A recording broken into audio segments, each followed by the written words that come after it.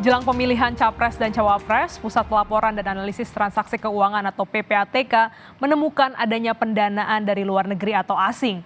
Dana ini disebut-sebut diterima bendahara 21 partai politik di tanah air sepanjang 2022 hingga 2023. Pusat Pelaporan dan Analisis Transaksi Keuangan (PPATK) menemukan adanya pendanaan dari luar negeri atau asing yang diterima bendahara 21 partai politik di tanah air sepanjang 2022 hingga 2023. Meski tak merinci daftar partai politik yang dimaksud, namun PPATK memastikan terjadi peningkatan yang signifikan. Ini dari 21 partai politik kita temukan, itu tahun 2022 itu ada 8.270 transaksi. Kemudian meningkat di tahun 2023 ada 9.164 transaksi. Jadi mereka juga termasuk yang kita ketahui menerima dana dari luar negeri ya. Teman-teman bisa lihat di sini di tahun 2022 penerimaan dananya hanya 83 miliar. Kemudian meningkat di tahun 2023 menjadi 195 miliar.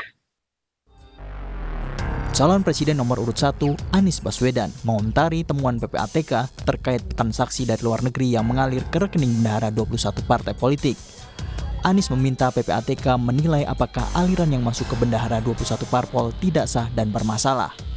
Apakah ada aliran yang tidak sah atau aliran yang bermasalah? Kan aliran ya aliran ya.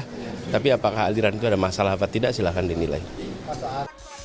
Cawapres nomor urut 3, Mahfud MD pun turut bicara soal temuan PPATK terkait transaksi dari luar negeri yang mengalir ke rekening bendahara 21 partai politik. Mahfud berharap penegak hukum bertindak tegas dan tidak terpengaruh politik. Kan sudah ditindaklanjuti oleh PPATK, dilaporkan ke KPK, Kejaksaan, ke polisi. Kita tunggu dan kita berharap KPK, Kejaksaan, dan kepolisian itu tidak terpengaruh oleh politik. Kalau memang ada, singkat aja. Dalam temuan PPATK di 2022, ditemukan ada 8.270 transaksi dari 21 parpol dengan penerimaan dana 83 miliar rupiah dan di tahun 2023 ditemukan 9.164 transaksi dengan penerimaan dana 195 miliar rupiah.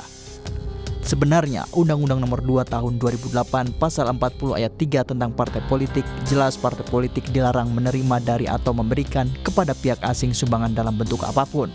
Sementara di Pasal 339 Ayat 1 Undang-Undang Nomor 7 Tahun 2017 juga diatur peserta pemilu pelaksanaan kampanye dan tim kampanye dilarang menerima sumbangan dari pihak asing.